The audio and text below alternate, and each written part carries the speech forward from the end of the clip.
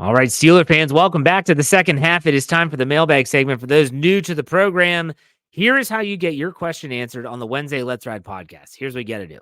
Find me on Twitter or X at jhartman, HARTMAN_PIT. If you're watching this on YouTube, because I've been taking the mailbag segment and putting it out there in video form on our YouTube channel, you can find us on YouTube by searching Steel Curtain Network. You see my Twitter handle on the screen.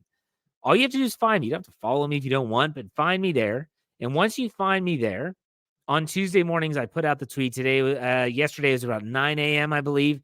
You respond. I put a funny gift that I think is fun, and you respond, and that's it. So I used an old school. Old School is one of my favorite movies. I was in a fraternity in college, and it's the scene where Vince Vaughn wakes up, and the dean has walked into the room after the big party and tells them that, they're going to be kicked out, essentially. And he goes, "Oh, you remember this guy?" He goes, "Oh, yeah, geez. Yeah, we locked you in the dumpster that one time." And the dean goes, "Yeah, well, I got out." So, gosh, I still laugh at that movie. Here we go. Let's get this mailbag started. Believers did the Ride or Die Crew poll of the week. He's been doing this for probably about 3 weeks now. He always puts a poll in there, so go check it out and vote. We had 7 votes. It says, Ride or Die Crew poll of the week. I would be happiest if blank won the Super Bowl. Here were the options. Ravens, Lions, Chiefs, 49ers. Shockingly, no one voted for the Ravens or the 49ers. There were some votes for the Kansas City Chiefs, but 86%, the most, including myself, voted for the Detroit Lions. If the Detroit Lions won the Super Bowl, I really wouldn't care. I honestly wouldn't care. That's probably who I'm pulling for. Do I think they will win? No, probably not. But at the same time, that's who I would be most happiest with. Let's continue and let's go with Will Caldwell. Are you nervous or excited for this offseason? Personally, I'm very excited. The Steelers can pick a number of people for the offensive coordinator and offensive staff. KP8 will have an offseason to develop. If they do bring in a quarterback, it could be someone unexpected. Another offseason of the con artist. The con artist 1.0 was a lot of fun and was exciting. This year, I am excited, but also a little bit anxious. Anxiety and excitement are two different things. This could go one of two ways. It's always the way that they could go, flip or fly. It could either be really, really good. Think back to last offseason when the last season, I should say, when they fleeced the Bears, had a lot of great draft capital, made some good pickups in free agency. Let's see what they do. They've got a lot of tough decisions to make first before the new league year begins to get cap compliant and to free up space. I'll be more excited when those moves happen, i.e. getting rid of Allen Robinson. That's going to save you about $10 million. Getting rid of Chuks Okorafor, going to save you close to $10 million. You just freed up $20 million of cap space, just like that. So I guess the more I talk about it, the more excited I am. Let's go to Corey Eckenroth. Oh, Jeff, it's that time of year again. Time when hope springs eternal once more, surging on the tides before getting dashed on the rocks of reality midsummer. Yes, you know what I'm talking about. The Bucco spring training is right around the corner. We signed Chapman. So for those that might be new to the show, that in the offseason, a lot of times people ask me questions, sometimes about golf, sometimes about the Pirates and Penguins, because I love talking about all of it. So in this case, Corey asks, about the Pirates. They signed Aroldis Chapman. And he clocked close to 100 miles an hour at 35 years old last season. I was stunned. I think what is it, $10.5 million? The Pirates don't do that. What are we doing? I had a good friend of mine who's a big Pirate fan, probably the biggest Pirate fan I know. He sends me a screenshot and was like, wow.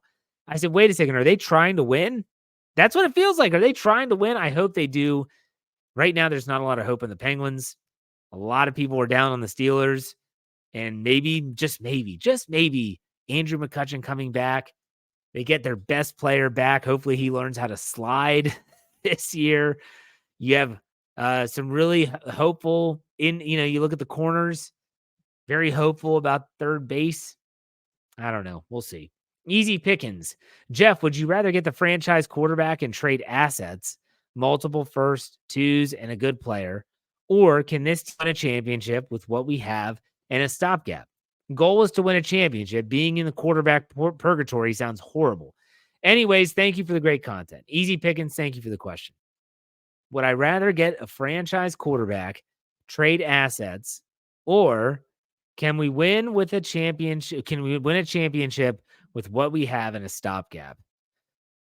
When you look at let's look at the final four in the NFL right now. Lamar Jackson, Patrick Mahomes, Jared Goff, and, Brock Purdy. Man, this is a tough question. I would say that I'm not willing to mortgage the future to try and draft a player with that first scenario that you laid out. I'm just not willing to do that. Multiple firsts and seconds and a good player, I just can't do that. So in that case, I would hope that either one of the quarterbacks on the roster, especially if you keep Mason Rudolph, would they be able to win them enough games? I don't know. That's a really tough question. Let's go to Tony Larrick. Thought on interviewing Kingsbury. I talked about that a lot in the first half, Tony. Hope you listened. Hope you enjoyed it. It's outside the box thinking. It's Mike Tomlin leaving no stone unturned. And this is new. This is different. We're not used to this. We're used to we're going to interview people and we're just going to pick the guy that's office is right down the hallway. All we have to do is change the nameplate. It goes from Matt Canada, quarterback coach, to Matt Canada, offensive coordinator. That's what we're used to. I'm fine with outside the box thinking. Doesn't mean they're going to hire the guy. Steeler fan 69, Jeff, great job you did on Monday's Let's Ride. Thank you very much.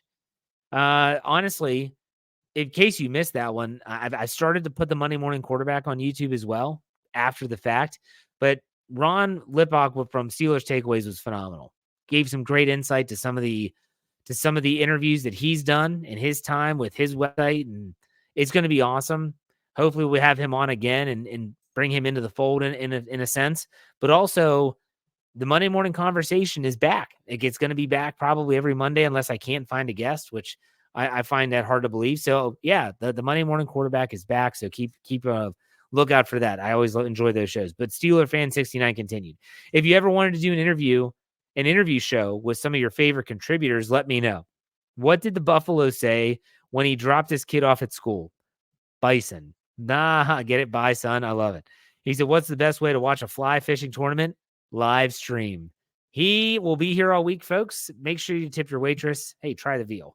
Blue Steel said it may be the craziest thing I say all year, but if I'm Art 2 and Tomlin, I pick up the phone and call Belichick's agent and ask if he would be interested in a defensive coordinator job. They might be laughed off the phone, but I'd make that call. I don't think they would make that call based on the fact that he's already been in multiple interviews for a head coaching job. So if he wasn't getting any bites from any of the teams that are looking for a head coach, then maybe you pick up the phone. Maybe it would be like a Brian Flores moment where no one else wants the guy, so let's call him up and see if he wants to come here. That's not the case, though, with Bill Belichick. Let's go. Bob Rayberg says, in reference to Jeremy Betts' article today, that was an article about how his game plan, his offseason game plan, part one, he talks about the coaches. He said, what's more important, elite offensive scheme or elite quarterback? Both would be great, but are very rare. The right offensive coordinator hire could result in an elite scheme, which would give the Steelers a chance with KP8 or Mason. Tomlin needs to nail the offensive coordinator hire. It's Tomlin, it's Khan, and it's Rooney that have to nail that hire, not just Tomlin. I want to make that very clear. But I think that an elite offensive scheme will elevate the quarterback play. Look at what Brock Purdy is doing in San Francisco. San Francisco has a great scheme. They have great players and great talent. I'm not saying Brock Purdy sucks, but Brock Purdy is also really reaping the benefits of that scheme. So if you take Brock Purdy and put him on the Steelers this year, does he perform like that or does he perform like Kenny Pickett did?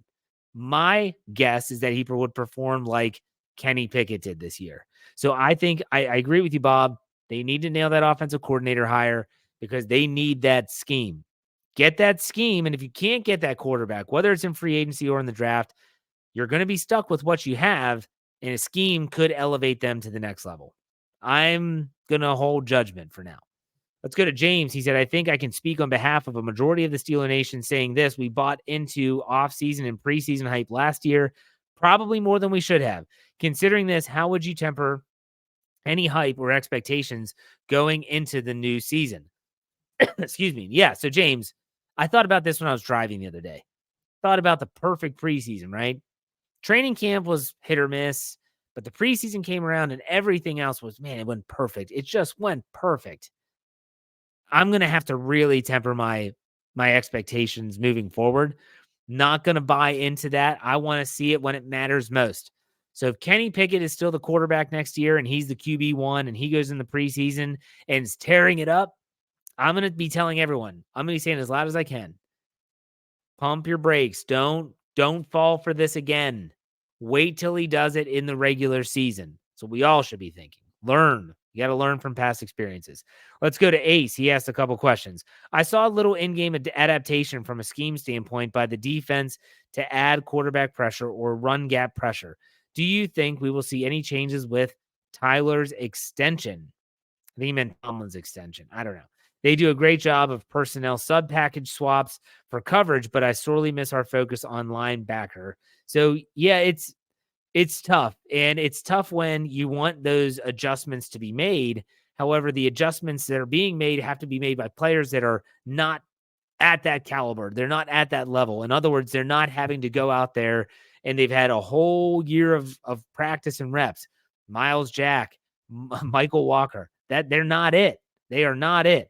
So I think that it comes down to health as much as it is anything else. Also from Ace, this is a Steeler cultural point. We went from a team with a linebacker dynamic to a team that focuses on the secondary with a head coach grounded in secondary coaching. Perhaps this is some of the gravity we are missing as fans. Blitzing, zone blitzing, it's why we don't appear fearsome. I'm not going to take credit for this. Nick Fairbaugh of Steelers Now said this on Twitter, and I totally agree. The Steelers would really benefit from drafting a cornerback who has slot experience, who can play like Mike Hilton did. I'm not expecting Mike Hilton production, but his ability to blitz, to play the edge, to tackle well, that frees up a lot of what the Steelers want to do. They tried it with Chandon Sullivan, wasn't the same. It's funny because Arthur Millette was here last year. The Steelers release him. He gets picked up by the Ravens, and I'm watching the divisional round game, and he's tearing up the Houston Texans, doing what Mike Hilton does, and it makes me want to pull as much hair as I have, which is not much, out of my head because it just is beyond frustrating. But that's, I think, what they need to do to help also free up the linebackers. Let's go to Ed Holinsky. Besides Steelers on expiring contracts, who might be traded or cut during the offseason? We talked a lot about this on the Steelers preview podcast last Thursday, myself, Brian Davis, and Dave Schofield. And when we talked about cuts, we talked about players that would free up salary space. So I already mentioned Allen Robinson would free up a lot of space. Chukwu Okorafor would free up a lot of space. Mitch Trubisky would free up a lot of space. Those three players, in my opinion, are as good as gone. And that's going to free up a good amount of space, probably close to, I don't know, close to 26,000, give or take. It's a lot of money in three players. I think Mason Cole is probably gone. I think they're going to have plenty of space. So those of you that might be reading articles saying the Steelers are an X position with salary cap space, don't believe it. We're going to have more for you on Thursday on Dave Schofield's Stat Geek. He's going to dive into the salary cap. Let's go to the last question. Brandon Diaz says, would you rather have Russell Wilson or Justin Fields? Give me Justin Fields. Justin Fields, I think, just has more upside. He's a runner. Yes, he's a spotty passer, but he is a good runner. So take that for what it's worth. Next, will the Steelers hire an offensive coordinator that believes in Kenny or hire one that will eventually want his own quarterback? I think they'll get an offensive coordinator that has a system that if they don't go out and get another quarterback via the free agency or the draft, that it fits Kenny Pickett. All right, here we go. Who's more to blame, Josh Allen or the team? Both. The Bills choked. They choked it away. Everyone's to blame. Next one. Why do so many fans of the sport hate that Taylor Swift has shown? I really don't know. She's dating one of the players. It's not her fault. You can be mad at CBS for constantly showing her, but I'm not mad that she's there. She's dating Travis Kelce. Fantastic. Good for him. She's there to watch her boyfriend. It's not her fault that CBS is showing them. And I really don't like Taylor Swift, so I don't know why I'm defending her so much, but this is where I stand on it. Here we go. Next group of questions from Brandon. What is your dream Super Bowl matchup this season? I want Lions versus Chiefs. I'd be fine Lions versus Chiefs. Lions versus Ravens. I don't want the Ravens in it. We'll go Lions Chiefs as well. What player around the league gets the most unnecessary hate and why? I think honestly, when it comes the most unnecessary hate, that's obviously when they're hated for no really good reason. Like there were a lot of people that hated Kirk Cousins, like hated the guy. And then the quarterback, the Netflix quarterback documentary came out, and that people softened on that a little bit. I don't know why. Like, why do you hate on this guy? But what did he do? Because he's a family man? Because I don't know. I just don't get it. That's unnecessary to me. People hate Aaron Rodgers because Aaron Rodgers can't keep his mouth shut. And he says he wants to be left alone. Yet he goes on the most popular podcast, sports podcast, and spouts off about stupid crap. Well, that's bringing it on yourself. That's necessary. Let's go to the next one. What are you looking forward to most, the free agent period or the draft? For me, the free agent period scares the bejesus out of me. I just see so many of these moves that we think are great and that just don't pan out. Last year when they signed, Patrick Peterson, Pete P2, and everyone's like, yay! And then he plays, and you're like, I don't know if this guy has it anymore. So I look forward to the draft more, if I'm being honest. Lex, do the Steelers make a draft day move, either up or down? I think they do. Omar Khan has proven that he's willing to move up in the first round. I think they do move up. I think that this is a draft class. I was reading about this the other day that is really, really top heavy. We're talking rounds 1 through 3. Has a lot to do with the extra year of eligibility, but the COVID year, NIL money, keeping players longer. This isn't a very deep draft class. So in that case, move up, trade those late round assets because it's not going to be as valuable as they once were, and get players that you want in the first round, second round, third round. That's where the most talent is. That's where the Steelers can capitalize. Hopefully they do. Okay, that does it for me on Friday. Going to have another full show for you. Friday morning, 5 a.m. That's when this publishes, Eastern time, by the way. I'll have Jeremy Jerome Betts on. We'll be talking all things AFC and NFC championship games and any of the latest, greatest news surrounding the Pittsburgh Steelers. Make sure you check it out right here. Let's Ride Podcast, wherever you get your podcasts. And make sure you check out our full lineup and SteelCurtainNetwork.com. That does it for me. You know how we finish it out. Be safe, be kind, and God bless. Have a great rest of your week. We'll see you on Friday. Go Steelers.